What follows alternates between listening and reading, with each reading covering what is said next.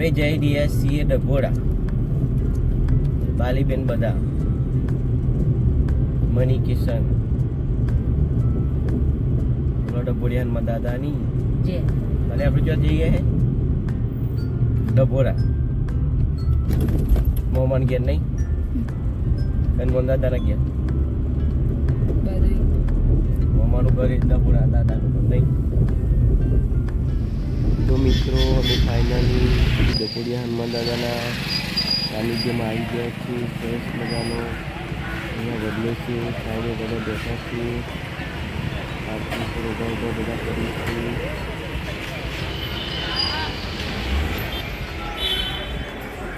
સંચાલકો દ્વારા અહીંયા સુંદર વ્યવસ્થા કરવામાં આવી છે પાર્કિંગની. એટલી મોટી સંખ્યા હોવા છતાં પણ આયોજનો જબરદસ્ત કરી છે.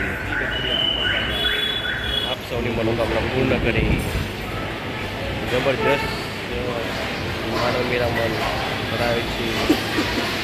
અહીંયા દર શનિવારે પબ્લિક દાદાના દર્શનનો લાભ લેવા આવે છે અને સૌ કોઈની મનોકામના પૂર્ણ થાય છે. દાદા સ્વયંભૂ આજે પ્રગટ થયા છે.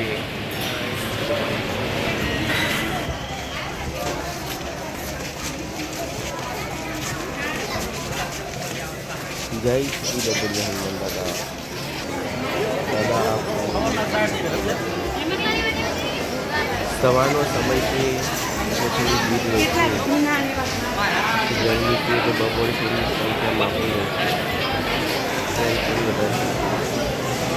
દાદાના દર્શનમાં આવતા દરેક ભક્તો દાદાને તેલ, શ્રીફળ તેમજ આકડિયાનો હાર પણ ચડાવે છે.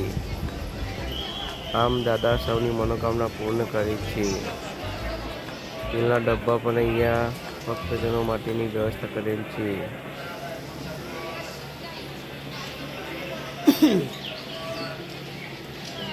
તો ચાલો આપણે અંદર જઈને દાદાના દર્શન કરીએ અને દર્શનનો લાભ લઈએ.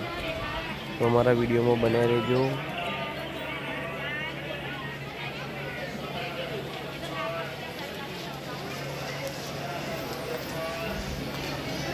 જબરજસ્ત લાઈન છે, પરંતુ દર્શન તો આવ્યા છીએ તો કરીએ.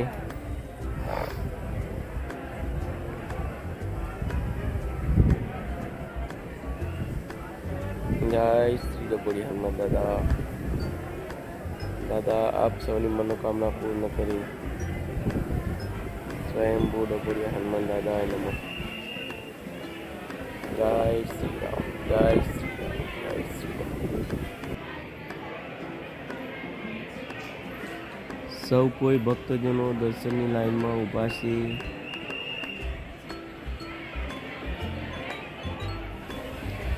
રામ લક્ષ્મણ જાનકી જય બોલો હનુમાન કી. જય શ્રી રામ, જય શ્રી ડભોડિયા હનુમાન દાદા.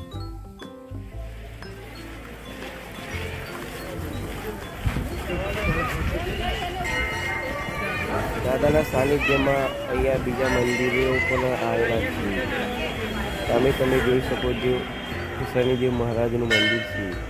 ચાલો આપણે તેમના પણ દર્શન કરીએ અને દર્શનનો લાભ લઈએ. સીતારામ, જય શ્રી રામ. ગરમી છે. જય શ્રી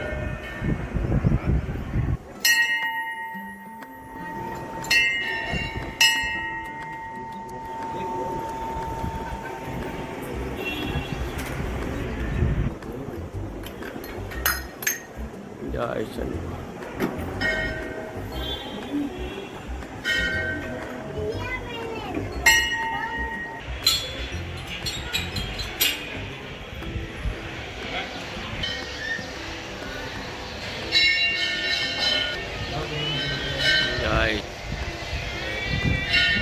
હરિ ઓમ નમઃ શિવાય. ઓમ નમઃ શિવાય. ઓમ નમઃ શિવાય.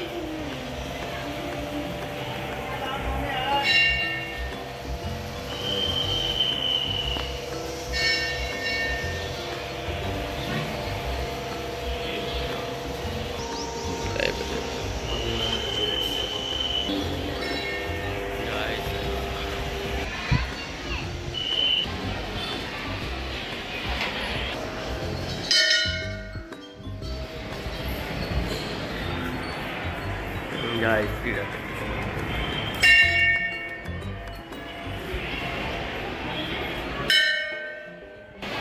રામ લક્ષ્મણ જાનકી.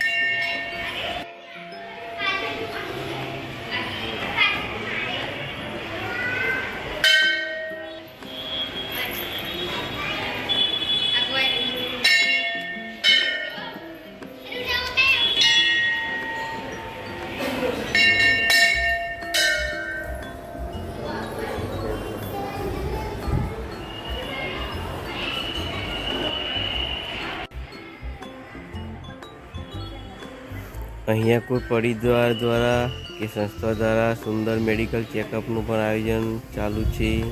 સૌ કોઈ લાભ લઈ રહ્યા છે. દાદા આપ સૌની મનોકામના પૂર્ણ કરે કે તમે આવી સેવા આપી રહ્યા છો.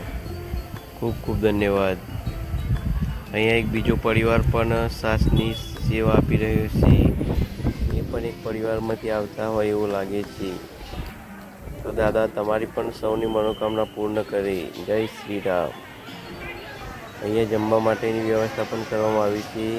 એક વ્યક્તિ દીઠ 50 રૂપિયાની કૂપન લેવામાં આવે છે. તો અમે પણ અહીંયા કૂપન લઈ લીધી છે અને ટૂંક સમયમાં અંદર ભોજનશાળામાં પ્રવેશ કરીશું. તો ચાલો આપણે અંદર જઈએ. ખૂબ જ વ્યવસ્થા કરવામાં આવી છે સંચાલક ટ્રસ્ટીઓ દ્વારા.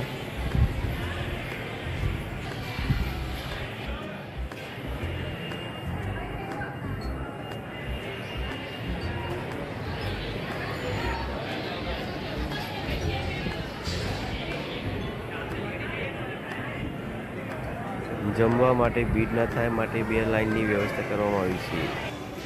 મહાપ્રસાદમાં પણ મગસ, મોહનથાળ, રોટલી, બટાકાનું શાક, ચના, દાળ ભાત જેવી વાનગીઓ બનાવવામાં આવી છે.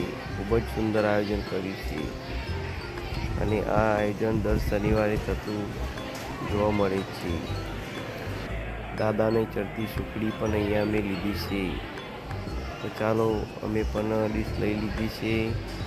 ટેબલ પર બેસી ગયા છીએ અને હવે જમી લઈએ. દાદા આપ સૌની મનોકામના પૂર્ણ કરી. સંચાલકો દ્વારા સુંદર આયોજન કરવામાં આવ્યું છે.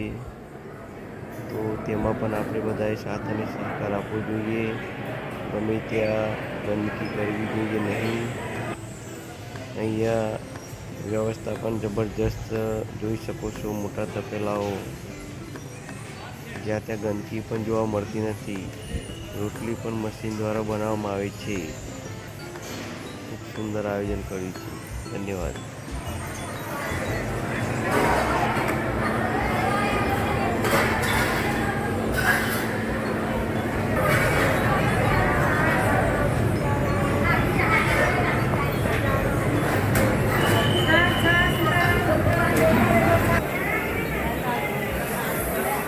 પૂર્ય હનુમાન દાદાના સાનિધ્યમાં મોટા ઝંડાના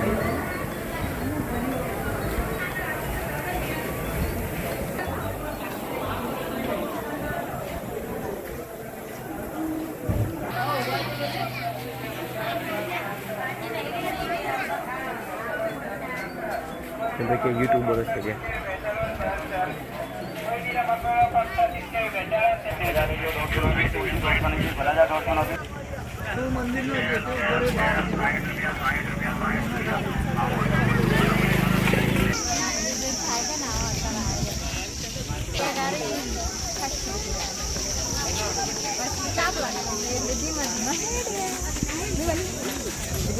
कर दी रहेगी.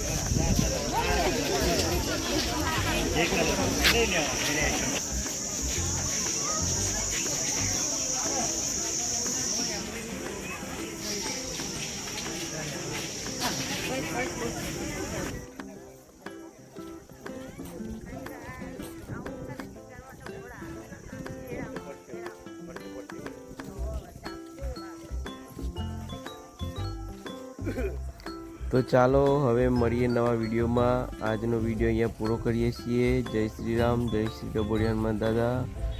આવતીકાલનો બ્લોગ બનશે અમારો ગલતેશ્વર મહાદેવનો. તો અમારો વિડીયોમાં જોતા રહેજો. જય બજરંગબલી, જય હનુમાન દાદા, જય શ્રી રામ.